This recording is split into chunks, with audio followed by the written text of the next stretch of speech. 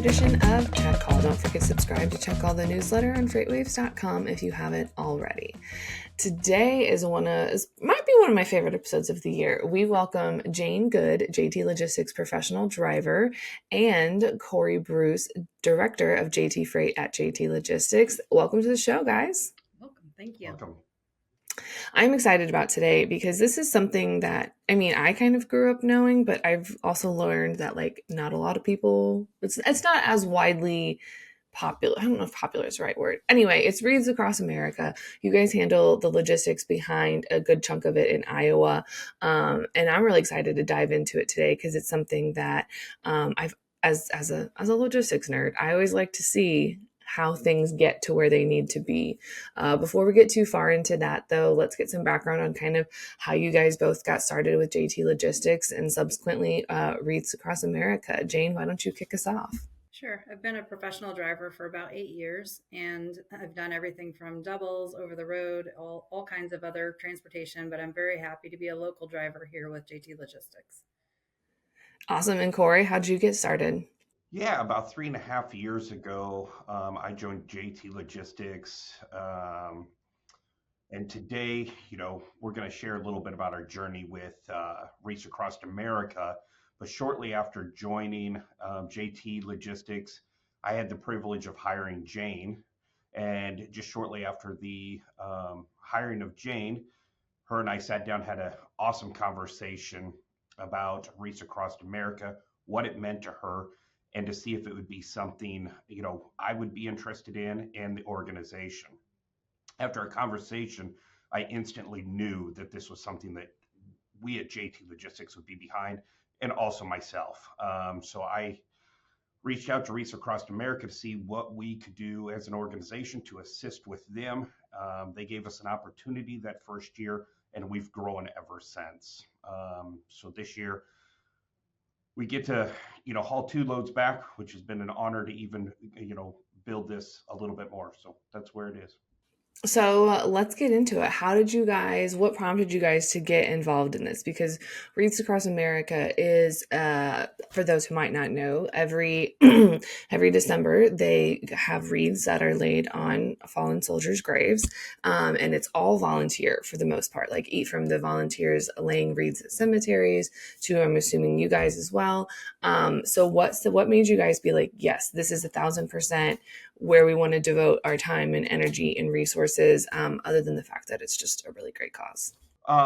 So Jane, obviously, as I said before, approached me because there's a huge meaning. I'm going to let Jane take that role of explaining the meaning to her behind Wreaths Across America. We also are involved with Folds of Honor, which is a huge thing we are, fully involved in for a volunteer, a fundraiser. So I figured this would match so close with Folds of Honor, so it'd be huge for us to get involved in Wreaths Across America and the meaning behind it. It's, a lot of people wrap up in just volunteer work. Well, we have such big meaning behind this, and I'll turn it over to Jane from there to really explain why the meaning is. And I just fell in love with her story, that I knew that this was something that we needed to do as an organization. All right, Jane, take us off. Sure. My first husband, he was a veteran. So he served in the United States Navy for 7 years. He attended the Naval Academy, and he's passed away. And so he's buried at the Iowa Veterans Cemetery. And every year I've gotten to put his wreath on his headstone. And it's super important to me, obviously, but I also love the meaning behind the entire project and how it honors every veteran across the nation and even the world. And so I knew that we had to transport the wreaths somehow back here to Iowa. And I thought, well, I work for a transportation company, so JT Logistics should be involved with that. So I went to Corey and explained it. And I didn't even get, I don't think, one sentence into my situation. And Corey immediately agreed that we needed to be involved. So this will be my 3rd year transporting for JT Logistics. And Ed Dolson and I drove up to Maine, and we picked up the 2 loads, brought them back, and it's just an amazing, incredible project. I absolutely love that. It's always so impressive to see, like, just to see the trucks pull up just full of wreaths and see all of the volunteers come and unload the trucks and place them. I think it's a fantastic tribute that that we do for our soldiers. So I love that you guys were like so just like willing immediately to be like, yes, 1,000%, this is worth it. Because also that's a long drive from Maine to Iowa. That's a really long drive, It Jane. is. Is it what's the best part of the drive? Because you have to go through some mountains, and having driven through the snow in Pennsylvania, I can confirm that it is horrible not in a semi truck. So I don't even know how you do it. Similar. There's a lot of route planning, trip planning, and then just on the fly making changes. My original route got closed on the way out there. So anyway, the most amazing part to me is when you roll into that section of Maine. There's a giant flag that they've put up for the last 2 years that flies well above the parking lot. I mean, it has to be 150, 200 feet tall. And it's in the parking lot of the driver's lounge where you pull in to await getting loaded with the wreaths. There's an even bigger flagpole on his property, but it's just the most patriotic, incredible experience. And when you enter the driver's lounge, there are between 20 and 50 or 100 drivers in there at any time, awaiting getting loaded, finish getting loaded, enjoying the experience, or getting ready for the convoy to Arlington. That is amazing. So I guess everybody picks their routes up there, even like in Washington or Oregon, like they all make that cross country trek, right? There are other locations. They do send some by train, I think, to maybe St. Louis or a couple other locations. So there are other ways they can get the wreaths, but there are drivers that come from all over. That's so cool. I wrote about the convoy last year or the year before because that is really impressive that there's just like all of them that go down there. But So I guess when do the wreaths usually need to be picked up? Because it's kind of like a time sensitive thing because it's all obviously like cut and it starts dying the second it's cut. So I guess how do you guys really preserve that those wreaths from the moment that you pick them up to the moment that they end up where they need to be, and then subsequently do they just kind of stay on the truck till they're needed at the cemetery, or do you guys take them to a warehouse and store them and then disperse them as necessary? This year, I delayed the trip up a little bit later to enjoy a different part of the experience up there, but that allowed me to come straight back. I returned back on Tuesday at about 10 a.m., and I was already delivering as of Tuesday afternoon. I delivered on Wednesday and all day yesterday as well.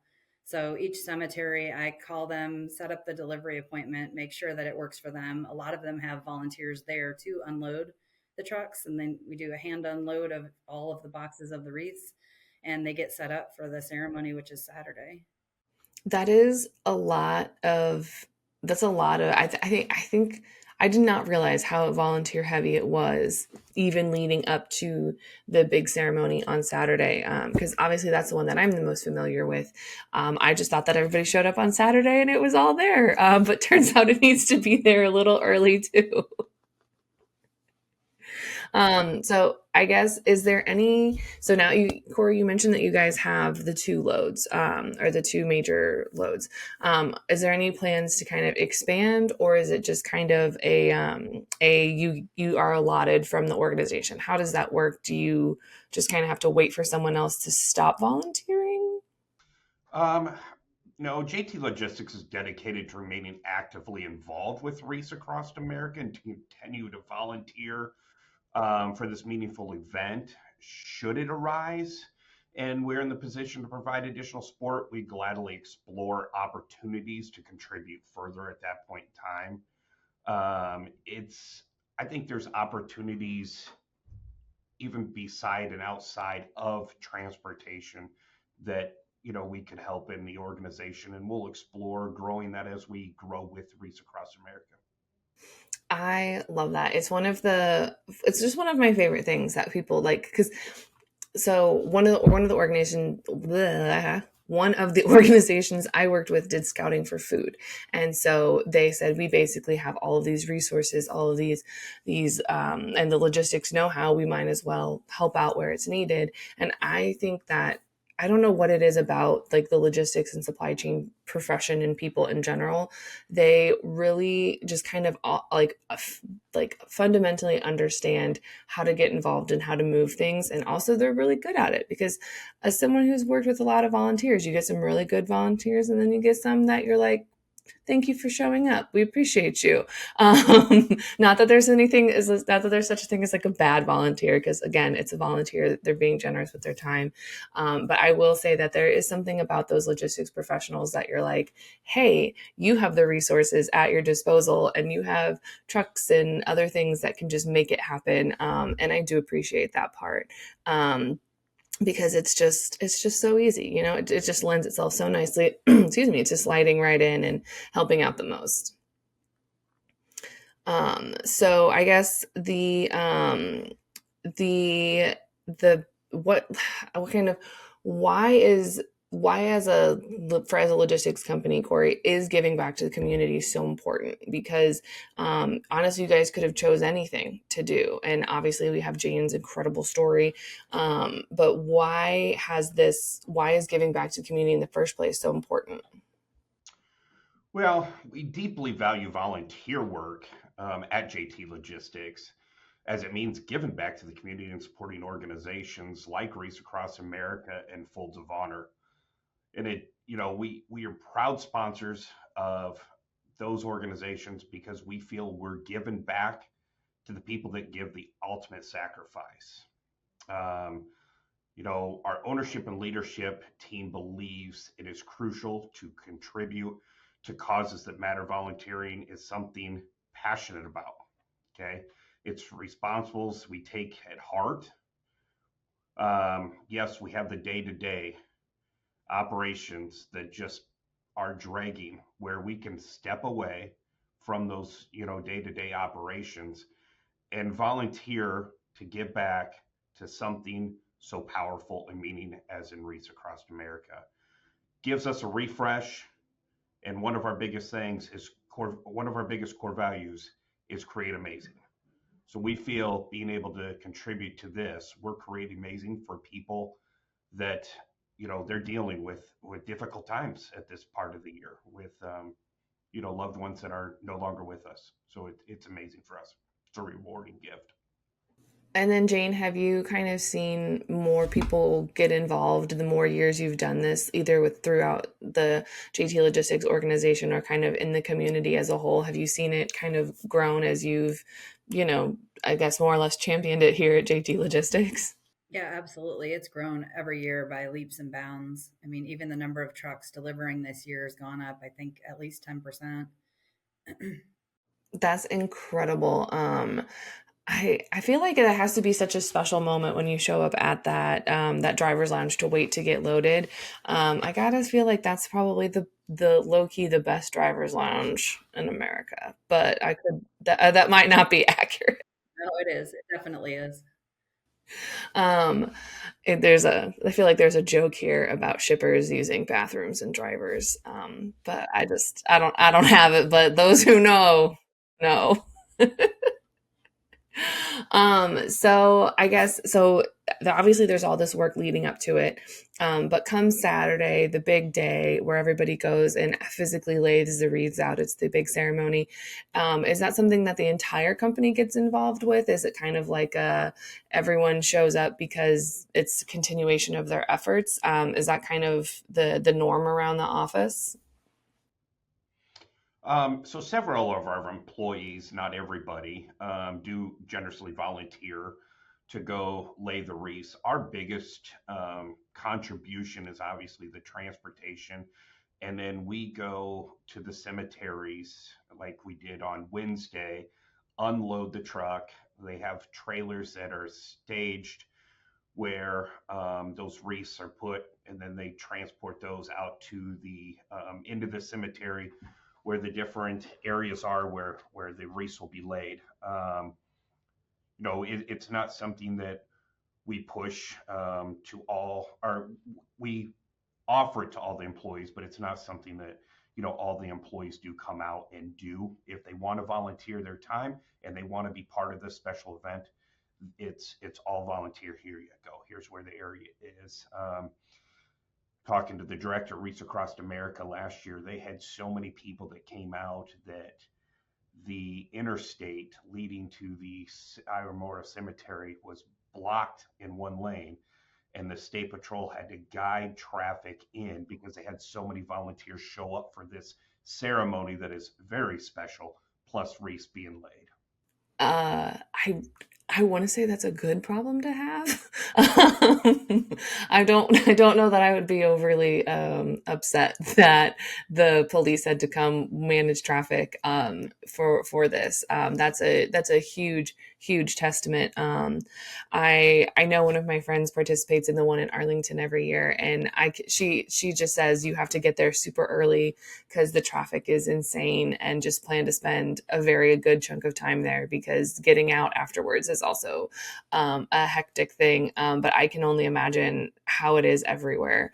Um, it's fantastic. And Jane, I have a question for you. So obviously you have a connection with your first husband. Do you find that a lot of other drivers that are going to picking up these loads, do you find that a lot of them are also veterans? Like, how many veterans do you see throughout this process? Yeah, almost every driver that goes up there is a veteran. In fact, Ed Dolson from our JT Logistics that went up there this year, he is a veteran.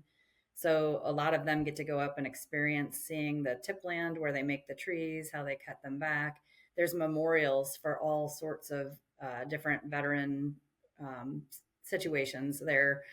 He makes just anytime anybody felt like they were slighted in the VA world, they make a memorial up there for it, and it's amazing. You would have to see it to understand how incredible it is. But he even donated Merrill Wooster of that makes the wreaths. He even donated some land of his to make their main veteran cemetery there. So, and it's attached to his property. So yeah, there's veterans that have their trucks decorated all year round. If you're driving around the country and you see one of those trucks, they're there and they deliver to Arlington. Um, it's just amazing. That is absolutely fantastic. Because I've seen the wrapped trucks obviously around Wreaths Across America. I've seen those. I don't know why I thought they unwrapped them after the holidays, but that would make sense that they just leave them wrapped year round because it's such a great advertisement for it. And I'm guarantee if you saw one of those at a truck stop and asked and talked to the trucker about it or the driver about it, they would 1,000% probably talk your ear off and keep you there for a long time, just sharing all the stories. That's exactly right. I absolutely love that. Although I guess it does make sense that it's mostly like veteran supported, because yeah, that has to be a special kind of feeling driving up there and seeing that giant American flag that you were talking about earlier, because that has to be a nice little like warm hug welcome back of like, it's okay. Everything's all right. So I guess the excuse me. So you said that this year you were able to push or kind of go up there at an appropriate time, so you could just drive the wreaths straight to the cemetery. What about in previous years? Have you guys had to kind of arrange any kind of storage, or do you usually time it so that way you don't have to do any storage of the wreaths for a long period of time, other or just so you can just drive it straight to the cemeteries? So there, in the past years, we have brought it back. JT Logistics also has, warehousing space that part of our organization. So we'll bring them back here. We'll sort them out, put them on the trailers to try to obviously preserve these, keep them at a cooler temp to help, preserve these longer instead of in a warm environment. So between our trailers and our warehousing space, we'll store them until Jane and Ed are ready to deliver them out to the cemeteries. That's nice. I guess I did forget that you can just kind of it's not an entire warehouse is full. It's just a couple truckloads, so you can kind of stick it on a reefer trailer and hold on to it. Because I started thinking like, well, if you have your normal operations, how do you suddenly accommodate all these extra wreaths and this extra space in the warehouse? But it's also not like 20 truckloads of space. It's just a couple, which is a lot easier to find space for than, like 700,000 rates. Yeah, we did 11,500 this year, and it's hard to believe that you can place 11,500 wreaths onto 53-foot trailers. But the way they box them and palletize them, it works out great. I'm also trying to, first of all, I'm trying to envision what 11,000 reeds look like. And it's all I just see is just like a mountain of greenery. But I feel like that, I feel like if they're boxed and packaged, I mean, they have it down to a science up there in Maine. So it's probably just a matter of, just moving it appropriately. Jane, do they show you the reeds before you pick them up? Just out of curiosity? Yeah, you get to take a factory tour. You take a tour of the tip lands where they show each tree. They only cut 18 inches off the ends of the trees every third year, so the trees don't die. They don't. They just regrow, and then 3 years later they come back, cut that same tree back. There's also dog tags of loved ones, veterans in the trees. So I have my own tree up there with my husband's dog tags in there, and Ed has a friend that passed away in the service, and his friend's tag is in my tree, and so yeah, it's just amazing. First of all, I don't know why I thought that they cut the trees down because the fact that they just cut branches off is incredibly sustainable for keeping this going forward in the future. That is a wonderful, beautiful tribute, and 1,000% having a tour of everything and seeing all of that. Yeah, that is the best driver. Like that's the best wait time in the world. Like the absolute best. Just instead of sitting there going, hopefully I'll be done in 2 hours. The factory, they can make up to 100,000 wreaths a day out of the factory. So they're literally, when we're parking and then getting ready to go over and get loaded, they're still making the wreaths and packing them into the boxes and then loading them on the pallets and strapping them down and then literally driving them right onto our truck. I mean, they can't be any fresher. I actually am, this year and a few other years, have been loaded right at the facility, right behind the factory. That is insanely cool. And again, I don't know why I would think that like they just have been sitting there in boxes and they're just ready to load them on the truck. But no, because where do you put a whole bunch of, because if you do 100,000 reads a day, like where do you put 100,000 reads every day? Straight onto the trucks. Yeah, you'd have to. Otherwise, you'd need a massive warehouse to hold it all. Well, that is really that is amazing. I did not know all of that behind it. So one last question for you, Jane. What is, I guess I don't know if there is a best part of going up there, but what is your favorite part about being involved in this and going up there and picking up those reads in person? It's the veterans. I mean, that's the entire purpose, the entire reason. Everyone up there is usually a veteran. This year on the way out, I got to participate in the first hour of the convoy to Arlington. I've never gotten to do that till this year. And literally, there's people lining the streets with flags, waving flags. I mean, it was 12 degrees outside. It's not, it's snowing and 12 degrees. And I saw a gentleman who I guess his age was probably a Vietnam veteran. He was in uniform and he was there saluting. And I guarantee you, it took about 20 minutes for every truck to pass by where he was standing. He saluted the entire time that all of us drove by. And that was just the most patriotic thing you could ever see on a cold day in Maine. That is absolutely beautiful, and I can only imagine how closer it gets to Arlington, you see more of those acts and tributes, and I bet that's incredibly beautiful. Well, following that very serious note, we have an unserious question to end everything. Um, all right, so we have a new question on the show. We used to ask, is a hot dog considered a sandwich? But after 150 episodes, it's time to retire it. So I'm going to start with you, Corey. If you could build a house out of any food, what would it be? One of my favorite foods, and you talked about carb loving people. I love pizza. So it would have to be pizza.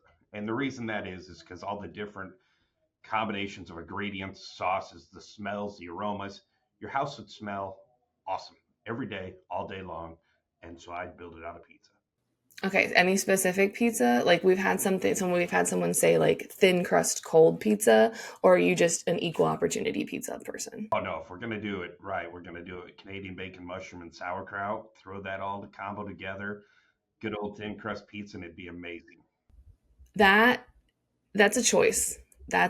That's a choice. I have to say that's not my favorite choice, but if it brings you joy, who am I to say no? Just don't count me in for a slice of that pizza, or a slice. Don't you don't have to worry about me coming over and eating your house. All right, Jane, if you could build a house out of any food, what would it be? So it would be gingerbread to be seasonal, and then I would use MREs for the structure of the corners of the house because the veterans need to feel like they're still, eating the MREs. um, I mean, also MREs would make your house incredibly structurally sound. Like you wouldn't have to worry about the gingerbread getting wet. The MREs would hold that line for you because they can get wet, they could get everything, and they would still hold the line.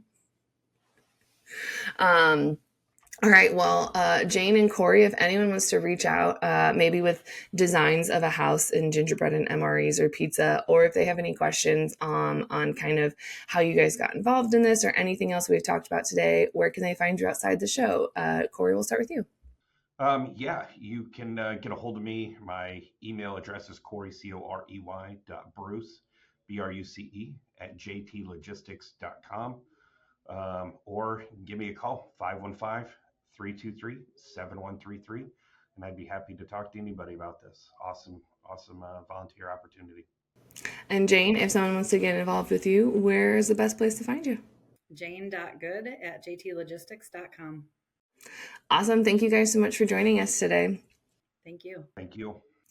You can find Check All the Podcast anywhere you get your podcasts, like Apple Podcast and Spotify. Don't forget to check out all the other incredible FreightWaves shows, and don't forget to subscribe to the newsletter on freightwaves.com/checkcall. See you on the internet.